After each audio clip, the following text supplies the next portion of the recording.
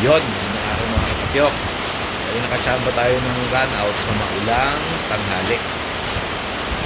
Yun, yung tira natin sa uno dito, ilalim kaliwa. Yun nga lang, medyo napalakas yung tira natin. Dapat side mo lang yung preparation. Napunta siya sa corner, buti. Ang lusot. Doon sa 7. Tapos tirang ilalim kaliwa ulit tayo dito para preparasyon sa press. Then yung tira natin sa press, medyo ilalim ng kante para medyo umangat lang yung bola mano papalapit sa kwan. At hindi masyadong lumapit dun sa rail sa kabilang side. Yung tira natin dito, ilalim para magkaroon ng pag-angat ng bola mano at preparasyon dun sa 5.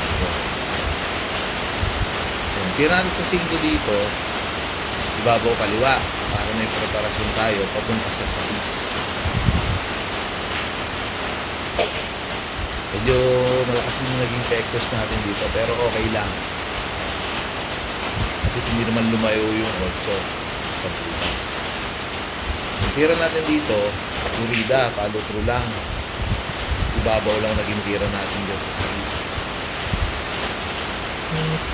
Tapos ang tira natin dito sa 7 para lumapit yung bola mano papuntang 8, ibabaw kaliwa. Yun nga lang, medyo napalakas ang tira natin. Buti na lang tumungkil. Medyo natigilan yung pag-akit ng bola mano. Tira natin sa 8, ibabaw lang to, kurida. Para lang meron tayong preparasyon papunta sa 9.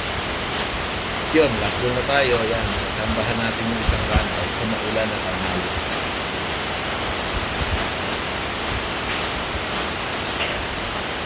Yun, hanggang sa muli mga katapyo. Maraming salamat.